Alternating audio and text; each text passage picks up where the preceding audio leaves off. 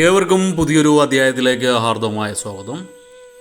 ഈ അധ്യായത്തിൽ നമ്മൾ വിശകലനം ചെയ്യുന്നത് രോഹിണി നക്ഷത്രത്തിൻ്റെ 2025 സെപ്റ്റംബർ ഒക്ടോബർ മാസങ്ങളിലെ ഗുണദോഷ ഫലങ്ങളാണ്.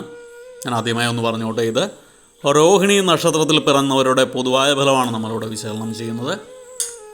നിങ്ങൾക്ക് ഓരോരുത്തർക്കും വ്യക്തിഗത ഫലം ലഭിക്കുന്നതിനായിട്ട് നിങ്ങളുടെ ജാതകം ഒരു ഉത്തമനായ ജ്യോതിഷിയെ കാണിച്ച് രാശി ചിന്തനം നടത്തി മുന്നോട്ട് പോകുന്നതായിരിക്കും എന്തുകൊണ്ടെന്നുള്ളത്. ഇനി പൊതുവായ ഫലത്തിലേക്ക് വരാം. ഈ രോഹിണി നക്ഷത്രക്കാർക്ക് 2025 സെപ്റ്റംബർ ഒക്ടോബർ മാസങ്ങളിൽ സന്താനങ്ങളുടെ ഭാവി ഭദ്രമാക്കുന്ന കാര്യത്തിൽ ചില അനുകൂലമായ സമയം അല്ലെങ്കിൽ ഉദ്ദിഷ്ട കാര്യങ്ങളൊക്കെ നിറവേറ്റുന്നതിന് ഒക്കെ കാലം അനുകൂലമാണ്. ഞാൻ ഒന്നുകൂടി പറയാം, സന്താനങ്ങളുടെ ഭാവി ഭദ്രമാക്കുന്ന കാര്യത്തിന് അനുകൂലമായിട്ടുള്ള സമയം അല്ലെങ്കിൽ ഉദ്ദിഷ്ട കാര്യങ്ങൾ നിറവേറുന്നതിനുള്ള അനുകൂലമായ സമയം, ഇതൊക്കെ നടക്കുന്നതാണ്. കാലം ശകലം അനുകൂലമാണ് മനസ്സിൽ കുറേ നാളായിട്ട് കൊണ്ടു നടക്കുന്ന കാര്യങ്ങൾ സാധിക്കാനായിട്ട്. എന്നാൽ ക്ഷിപ്രകോപം പല അനിഷ്ടങ്ങൾക്കും വഴിയൊരുക്കുന്നതാണ്. നിങ്ങൾ ചിലരൊക്കെ വീട് മാറി താമസിക്കേണ്ട സാഹചര്യം കാണുന്നുണ്ട്. അതുപോലെ തന്നെ ഗൃഹദോഷങ്ങളൊക്കെ മാറിക്കിട്ടുന്ന ഒരു സമയമാണ് ഈ സെപ്റ്റംബർ ഒക്ടോബർ മാസം. നിങ്ങൾ സഹോദരങ്ങളുടെ ഉയർച്ചയ്ക്ക് വേണ്ടി പണം ചിലവഴിക്കാനുള്ള സാധ്യത കാണുന്നുണ്ട്. അവർക്ക് ജോലിയോ മറ്റ് ഉപരിപഠനത്തിനോ ഒക്കെ വേണ്ടി പണം ചിലവഴിക്കാനുള്ള സാധ്യത കാണുന്നുണ്ട്. സന്താനങ്ങൾക്ക് ഗുണകരമായ സമയമാണ്. സന്താനങ്ങൾക്ക് കീർത്തിയും ഉയർച്ചയൊക്കെ കാണുന്നുണ്ട്. ശാരീരികവും മാനസികമായിട്ട് ബുദ്ധിമുട്ടുകളൊക്കെ മനസ്സ് അസ്വസ്ഥമാക്കിക്കൊണ്ടിരിക്കുന്ന സാഹചര്യവും കാണുന്നുണ്ട് ഈ സമയങ്ങളിൽ. ഈ രോഹിണി നക്ഷത്രക്കാർക്ക് ചിലർക്കൊക്കെ മംഗല്യം നടക്കാത്തവർക്കൊക്കെ മംഗല്യഭാഗ്യം കാണുന്നുണ്ട്. വിവാഹം ചിന്തനം ഗുണകരമായിട്ടാണ് കാണുന്നത്. ഈ സമയത്ത് വിവാഹ ചിന്തനമൊക്കെ നടത്താവുന്നതാണ്. മേന്മയുള്ള വിവാഹമൊക്കെ നടക്കാനുള്ള സാധ്യതയുണ്ട്.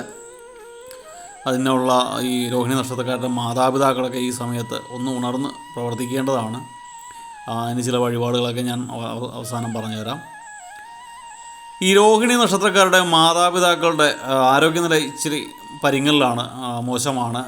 അവർക്ക് ചില രോഗങ്ങളൊക്കെ പിടിപെടാനുള്ള സാധ്യതയുണ്ട്. അല്ലെങ്കിൽ രോഗനിലവിലുള്ളവർക്ക് മൂർച്ഛിക്കാനുള്ള സാധ്യതയുണ്ട്. അത് മനക്ലേശം നിങ്ങൾക്ക് ഉണ്ടാക്കും. നിങ്ങളുടെ വരവ് ചിലവ് കണക്കുകളൊക്കെ ഒരുവിധം പൊരുത്തപ്പെട്ട് പോകാനായിട്ട് നന്നായിട്ട് കഷ്ടപ്പെടേണ്ടതായിട്ടൊക്കെ നിങ്ങൾ വരുന്നതാണ്. എക്സ്പെൻസ് കൂടിയിരിക്കും, ചിലവുകൾ കൂടിയിരിക്കും. മറ്റുള്ളവരിൽ നിന്നുള്ള ഒറ്റപ്പെടുത്തലുകളൊക്കെ നിങ്ങൾക്ക് മനോദുഃഖം ഉണ്ടാക്കാനുള്ള സാധ്യതയുണ്ട്. ഷെയർ മാർക്കറ്റ് ബിസിനസ് ചെയ്യുന്നവർക്കൊക്കെ നേട്ടം തന്നെയാണ് കാണുന്നത്. കച്ചവടത്തിലൊക്കെ നിങ്ങൾക്ക് നേട്ടം കൊയ്യാൻ പറ്റും. എന്നാൽ അപവാദങ്ങൾ മൂലം കുടുംബജീവിതം അലോസരപ്പെടാനുള്ള സാധ്യതയുണ്ട്. കുടുംബത്തിലൊരു സ്വസ്ഥത കുറവുണ്ടാകാനുള്ള സാധ്യതയുണ്ട്. നിങ്ങൾ ഒരു കാരണവശാലും സ്വന്തം ഉത്തരവാദിത്തങ്ങൾ മറ്റുള്ളവരെ ഏൽപ്പിക്കരുത്. അത് ഗുണത്തേക്കാളേറെ ദോഷം ചെയ്യാനുള്ള സാധ്യതയാണ് കാണുന്നത്. നിങ്ങൾ വാഹന ഉപയോഗത്തിലൊക്കെ കൂടുതൽ ശ്രദ്ധ ചെലുത്തേണ്ടതാണ്. പ്രത്യേകിച്ച് ടൂ വീലറൊക്കെ ഉപയോഗിക്കുന്നവർ, ഇരുചക്ര വാഹനക്കാരൊക്കെ നന്നായിട്ട് ശ്രദ്ധിക്കുക. അസമയത്തുള്ള യാത്രകൾ കഴിവതും ഒഴിവാക്കുക. യാത്ര പുറപ്പെടുന്നതിന് മുമ്പ് ശിവഭഗവാനെ മനസ്സിൽ ധ്യാനിച്ചിട്ട് മാത്രം യാത്ര പുറപ്പെടുക. നിങ്ങളുടെ കടുംപിടുത്തം മൂലം പല കുഴപ്പങ്ങൾക്കും ഇടവരുത്താനുള്ള ഒരു സാഹചര്യം കാണുന്നുണ്ട്. അത് കൂടുതൽ ശത്രുക്കളെ നിങ്ങൾ ഉണ്ടാക്കി വെക്കാനുള്ള സാഹചര്യമാണ്. ധനപരമായിട്ടും കുറേ നഷ്ടങ്ങൾ ഉണ്ടാക്കാനുള്ള സാഹചര്യമുണ്ട്. അപ്പോൾ എന്തെങ്കിലും ഒരു തീരുമാനമെടുക്കുന്നതിന് മുമ്പ് എക്സ്പീരിയൻസ് ഉള്ള ആൾക്കാരുടെ അഡ്വൈസ് മേടിക്കുന്നത്, ഉപദേശങ്ങൾ സ്വീകരിക്കുന്നത് ഗുണകരമായിരിക്കും. മറ്റുള്ളവർക്ക് ഇഷ്ടപ്പെടാത്ത സംവാദങ്ങളും പെരുമാറ്റങ്ങളും നിങ്ങൾ പാടെ ഉപേക്ഷിക്കേണ്ടതാണ്.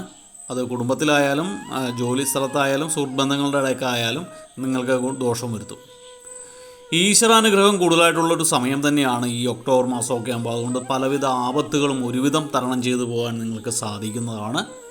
നിലവിൽ കുറച്ച് ദോഷഫലങ്ങൾ കൂടിയിരിക്കുന്ന സമയം തന്നെയാണ്. ചില കാര്യങ്ങളിലൊക്കെ ഗുണകരമാണ്, സന്താനങ്ങളുടെ ഭാവിയിലൊക്കെ ഗുണകരമാണെങ്കിലും പൊതുവേ മൊത്തത്തിൽ ഒരു ചെറിയ സ്വസ്ഥത കുറവ് നിങ്ങൾക്കുള്ള സമയമാണ്. അപ്പോൾ അതിൽ നിന്നൊക്കെ ഒന്ന് വിട്ടു നിൽക്കാനും, പ്രത്യേകിച്ച് ഈ വിവാഹ ചിന്തനം നടത്തുന്നവർക്കൊക്കെ പറയാനാണെങ്കിൽ നിങ്ങൾ ഈ സമയങ്ങളിലൊക്കെ മഹാവിഷ്ണു ക്ഷേത്രത്തിൽ ലക്ഷ്മി നാരായണ പൂജ നടത്തുക.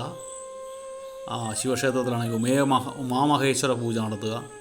ഒപ്പം നവഗ്രഹ ക്ഷേത്രങ്ങളിൽ നവഗ്രഹ പൂജ നടത്തുക. പിന്നെ ഗണപതി ക്ഷേത്രത്തിൽ ഗണപതി ഹോമം നടത്തുക ഒക്കെ ചെയ്യേണ്ടതാണ്. ഏറ്റവും നല്ലത് നല്ലൊരു ജ്യോത്സ്യനെ കണ്ട് വിവാഹചിന്തനം നടത്താൻ ആഗ്രഹിക്കുന്ന ആളുടെ ഗ്രഹനില വെച്ചിട്ട് രാശി വെച്ച് അതുമായിട്ട് മുന്നോട്ട് പോകുന്നതായിരിക്കും ഏറ്റവും നല്ലത്. നവഗ്രഹ പൂജയും മഹാമഹേശ്വര പൂജയും ലക്ഷ്മീനാരായണ പൂജയൊക്കെ ചെയ്തു കഴിഞ്ഞാൽ നിലവിലുള്ള തടസ്സങ്ങളൊക്കെ ഒരുവിധം മാറിക്കിട്ടാനുള്ള സാധ്യതയുണ്ട്. ഇതിപ്പോൾ ഞാനൊരു ഫസ്റ്റ് എയ്ഡ് പോലുള്ള കാര്യങ്ങളാണ് ഈ പറയുന്നത്. എന്നാൽ നിലവിൽ ദീർഘനാളായിട്ട് വിവാഹം കഴിക്കാൻ പറ്റാത്ത ആൾക്കാരൊക്കെ ആണെങ്കിൽ തീർച്ചയായിട്ടും ഗ്രഹനില വെച്ച് ഇപ്പോൾ ചിന്തിക്കുകയാണെങ്കിൽ നിങ്ങൾക്ക് അതിനുള്ള ഫലം ലഭിക്കുന്നതാണ്. കാരണം യോഗമുള്ള സമയമാണ്.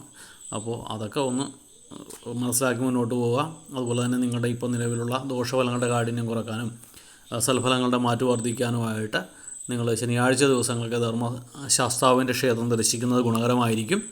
ഭഗവാന്റെ പ്രീതിക്കായിട്ട് വേണ്ട വഴിപാടുകൾ ഈ എള്ളുപായസം കഴിക്കുക, എള്ളുകിഴി കത്തിക്കുക ഒക്കെ ചെയ്യുന്നത് ഗുണകരമാണ്. ശനിയാഴ്ച കറുപ്പ് നിറത്തിലുള്ള വസ്ത്രങ്ങൾ ധരിക്കുക, കരിനീല നിറത്തിലുള്ള വസ്ത്രങ്ങൾ ധരിക്കുകയൊക്കെ ചെയ്യുന്നത് ഗുണകരമാണ്.